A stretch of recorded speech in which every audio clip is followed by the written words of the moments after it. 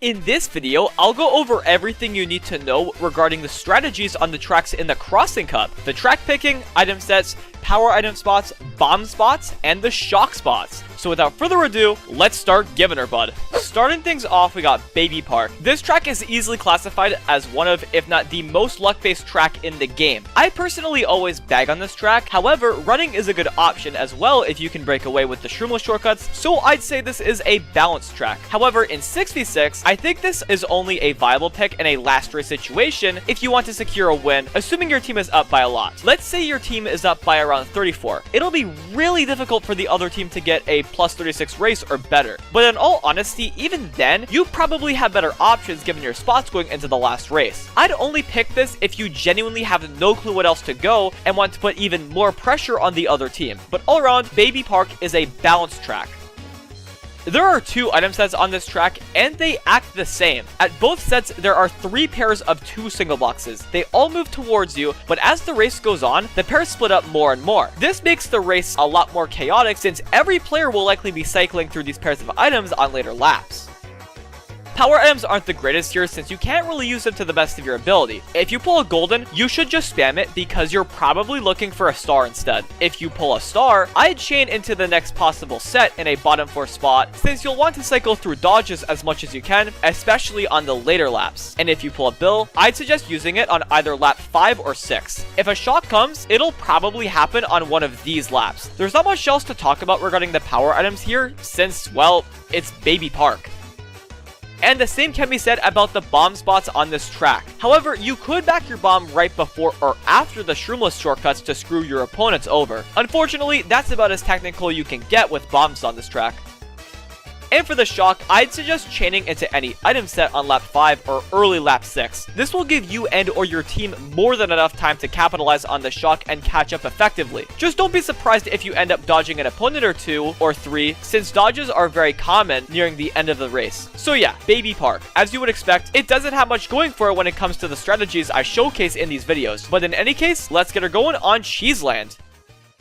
Cheeseland is one of the most iconic tracks in competitive play since it's an easy track to rely on if your team gets a really bad race. So it's no surprise that Cheeseland is a bagging track. On top of having a ton of off-road like on Dry Desert, you also have a massive bill extension, which we will get to. Since this is a bagging track, in a 66 situation, you should pick this when your team has a ton of bottom spots. It's pretty straightforward since you pick this track to get your opponents out of the top spots that you're looking for. By taking advantage of the bill extension and the 2 glider cuts at the end, you'll be given her full throttle on Cheeseland. You have 3 item sets on this track. The first set is at the very beginning, with there being 6 single boxes. It's not too special beyond that because while people do bag quite a lot at this set, that's the case for every set on this track. At the second set, you have 5 single boxes with a double box left of the very right box. This is the most important item box on the track and could dictate which place you finish in. And at the last set, you have 3 single boxes with a double box on the very left and right. This is also a really important item set, especially going into lap 3 if you need 2 more items, since you have a chance at pulling a bill. Goldens are pretty damn good on this track, so I'll go over 2 golden strats. For the first one, either begin goldening at the first set or take this mini shortcut first. Your golden will last until the second set, which makes this golden strat pretty reliable and easy to use if you need to get rid of it while catching up. The second golden is pretty basic. Just begin goldening as you shroom to take the first glider cut, take the second one, and your golden will run out right before the first set. Yeehaw, bud! The star start on this track is really good, especially in a lap 3 situation. Chain your star into the last set. It'll last until a little after the finish line, so it's also really good to get 2 new items while still taking the ending shortcut. And the bill strat is pretty cracked. Activate your bill in the shortcut before the first set, and it'll drop you off after the first glider. Pretty good if you ask me. This is one of the best bill extensions in the game, so if you pull a bill, you should hold it until the extension if you aren't too far behind. The bomb spots on this track are pretty decent. The first one is on the second straight. If you back your bomb next to the cheese hole, your opponents will have to take a pretty bad line to avoid it, so this bomb spot is pretty solid. Another solid bomb spot is on the straight before the glider. This is a pretty tight section on the track, and if you get your opponents well before the glider, they won't be able to use the glider to get back up to speed. And lastly, backing your bomb on the second last turn can be pretty lethal. Your opponents won't have much room to avoid it, and with the ending shortcut right after, this bomb spot can be devastating.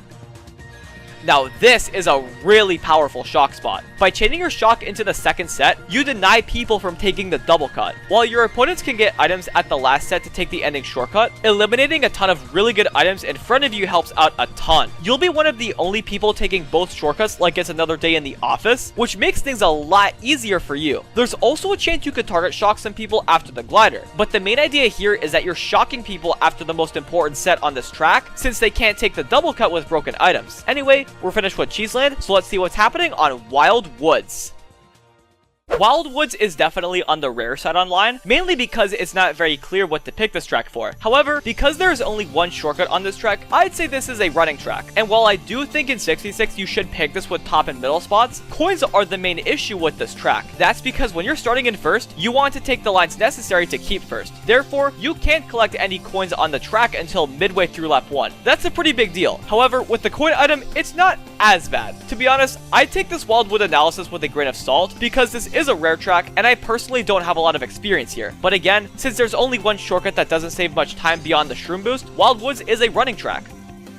You have 3 item sets on this track. Wow! At the first set, you have 6 single boxes. As per usual, nothing too special here. At the second set, you have 5 single boxes with a double box right of the 2 left boxes. Keep in mind that you'll have to go pretty wide for this double box if you need it. And at the last set, you have 4 single boxes with a double box in the middle. While you can align for a particular box, keep in mind that you'll land right before one of them, so you'll have to commit.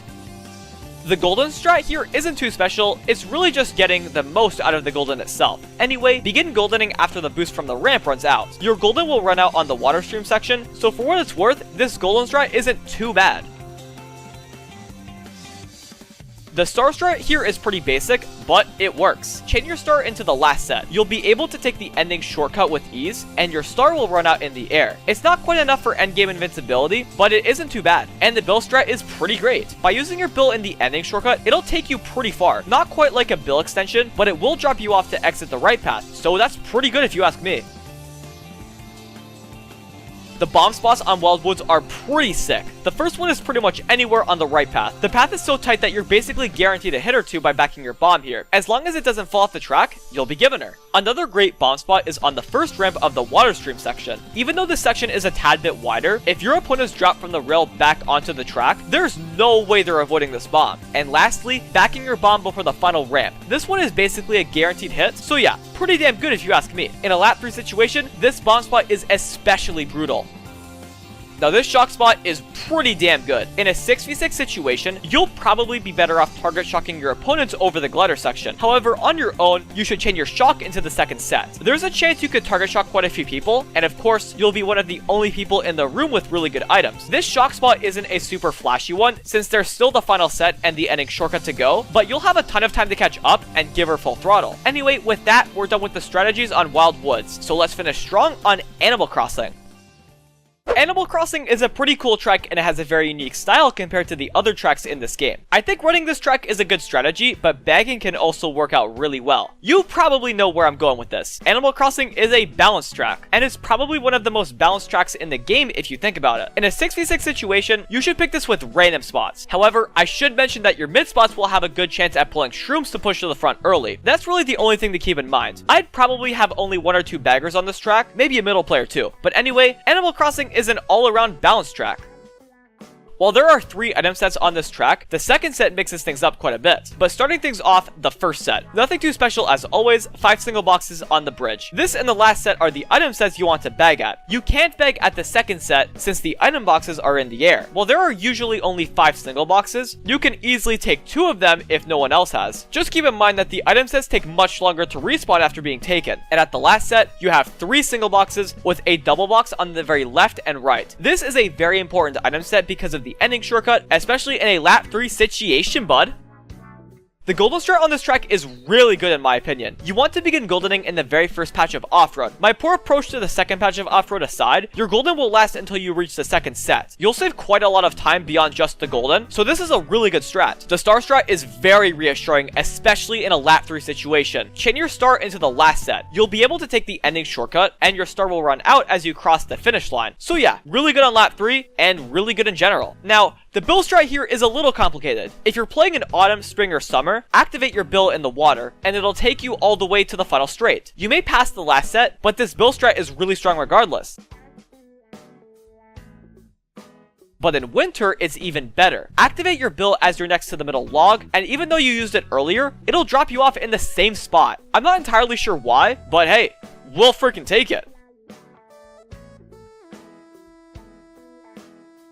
The bomb spots on Animal Crossing can do some damage. Back your bomb next to this tree on the second turn. The common lines people take here will really screw your opponents over, since avoiding this bomb could lead to some weird approaches to the rest of the turn. Another great bomb spot is in the water. It's a pretty tight section on the track, and in summer, your opponents will very likely land into the explosion, making it even better. And lastly, backing your bomb before the ending shortcut. Screwing people over before the shortcut is one thing, but even if there wasn't an ending shortcut, this one still does work. Your opponents will pretty much land into the explosion, making it a great bomb spot all around.